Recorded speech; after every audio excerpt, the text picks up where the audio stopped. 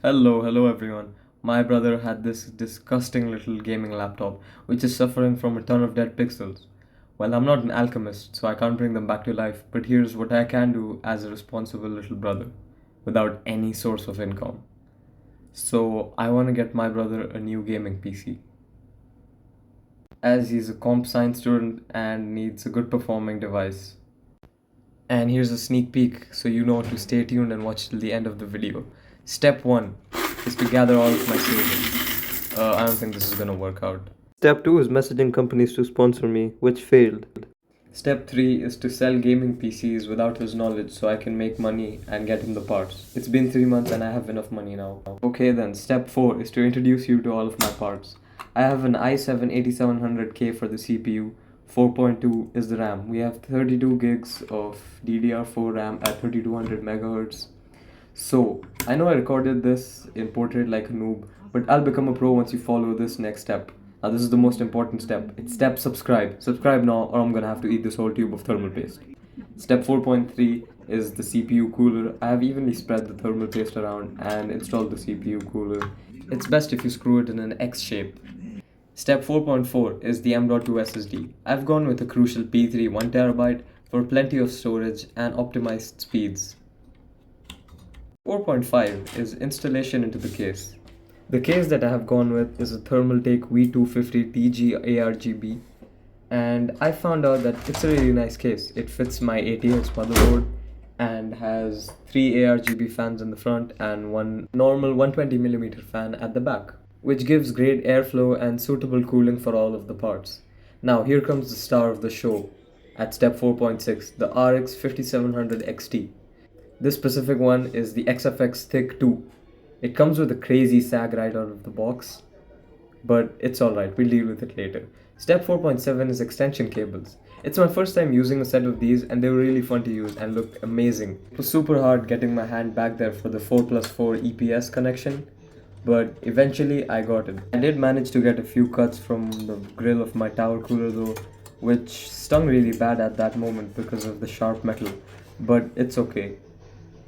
Initially, when I put the cable combs on, I tried them with a black and white alternating pattern, but eventually I chose to just go with black because it gave a better aesthetic for the build overall.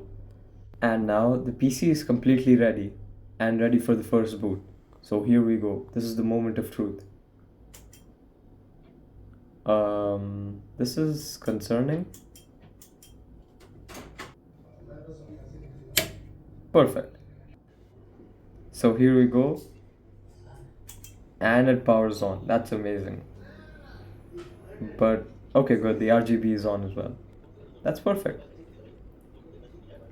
This is the fastest PC startup I've ever witnessed, and all of its RGB glory.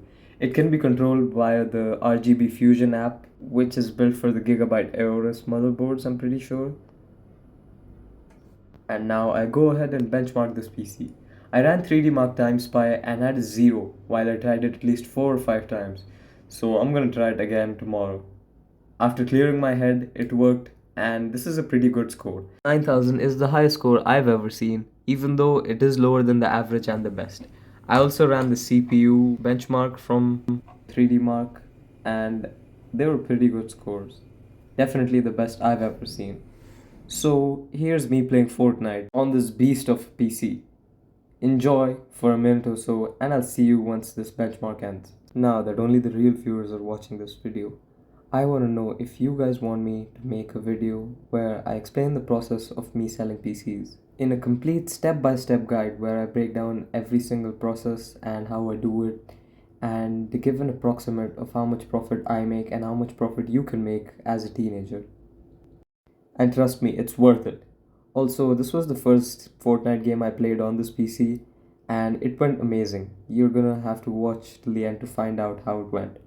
This kill was personally my favorite because I got sniped, but the turret saved my life while I broke his builds. And here I thought I was gonna die because of the damage I took and the zone closing in on me. But after getting a couple of lucky shots from my auto shotgun and my turret trying to break him down, I somehow ended up killing this guy. I ended this match with 5 medallions. And now it's a 1v1. I don't think this guy expected me here, So I got the jump on him, and here's the victory royale. So guys, thanks for watching this video. Please subscribe, it means a lot to me and it helps a ton. Comment down below what you thought about this video and like. So the settings are at TSR high, at the quality preset of high as well, where everything is set to high, and I was managing to cap the 144 FPS cap that I put. I could probably switch it to unlimited and push upwards of 160 FPS, but that's still not tested, but it probably can.